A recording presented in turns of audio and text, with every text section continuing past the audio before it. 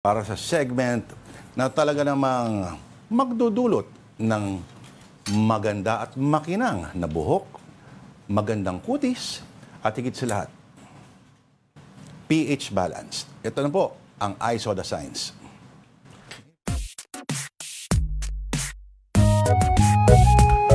Today's edition, Tita D. Ay, chat tayo. Chat Ano tayo. usapan ito? Okay. Okay. Ang dami naman. Ano ba titignan mo dito? Ito muna. Bro, how do I know if my Jordans are real or fake? Okay, check the logo. Okay, ito rin original. Yung fake daw ay... Tignan mo yung sa kanan. Ang ganda.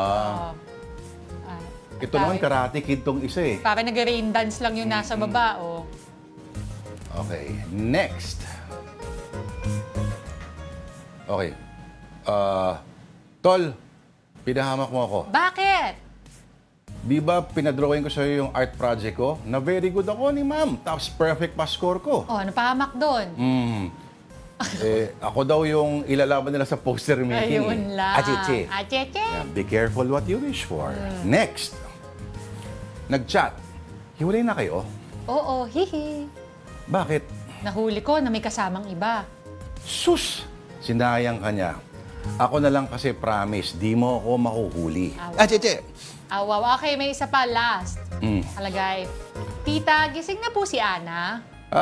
Carl, huwag mo ako matawag-tawag na tita, ha?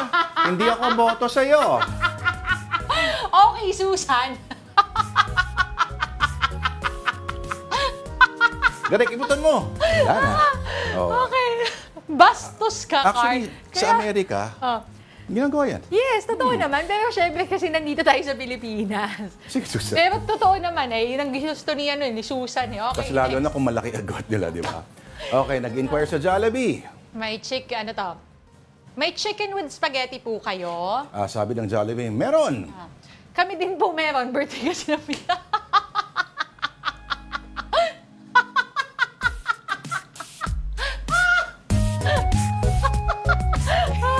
May lumpia pa. May lumpia pa, tsaka pansit. Huwag ka. Oh.